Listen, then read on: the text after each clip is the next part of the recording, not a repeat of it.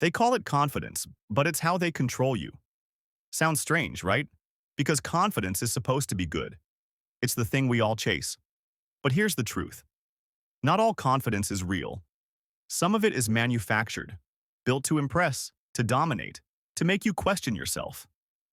And when you don't see it coming, that fake confidence can quietly make you submit, agree, and even admire the very people who are manipulating you. Let me explain.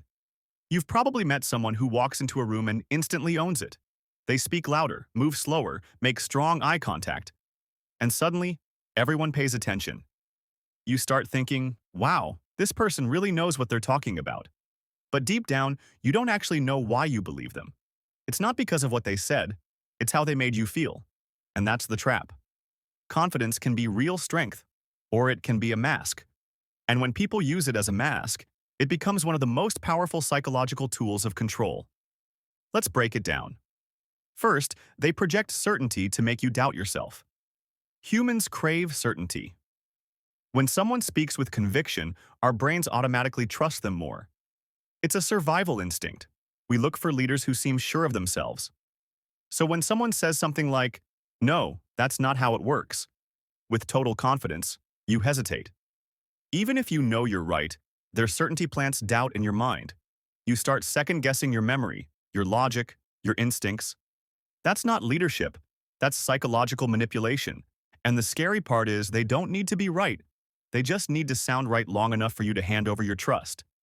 Second, they use charm as a weapon. Real confidence makes others feel safe. Fake confidence makes others feel small. But in a subtle way. A manipulative person knows how to compliment you just enough to disarm you. They'll say things like, "You're smart, but you just don't understand how this really works." Sounds like a mix of praise and authority, right? It lowers your guard and makes you more likely to accept their version of reality. That's how charm becomes control, dressed up as mentorship or guidance. You think they're helping you, but really, they're teaching you to obey. Third, they stay calm while you lose control. Ever notice how a truly manipulative person never raises their voice? They don't need to. When you get emotional, they stay cool, collected, and logical. And suddenly, you look like the unstable one. This is deliberate. They understand that whoever controls the emotional tone controls the power dynamic. They'll let you argue, they'll let you get frustrated, and then they'll calmly say, "See? This is why I don't get emotional," and you start to feel guilty, even when you're the one being wronged. That's the illusion of superiority disguised as confidence. Fourth, they make independence look like arrogance. This is the final trick, and maybe the most dangerous one. When you start thinking for yourself, standing up for your opinions or questioning their authority, they'll call you arrogant, emotional, or insecure. Why? Because the easiest way to control someone is to make them ashamed of their own strength. So they twist your growth into a flaw. They act like they're confident and you're not, when in reality, they just can't stand losing control. And if you fall for that, you'll shrink yourself to stay humble, while they keep their throne. Here's the truth most people never see.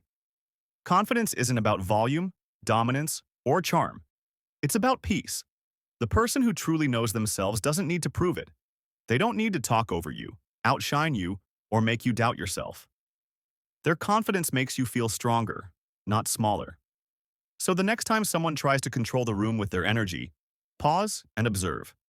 Ask yourself, is this confidence or performance? Are they empowering me, or are they training me to follow?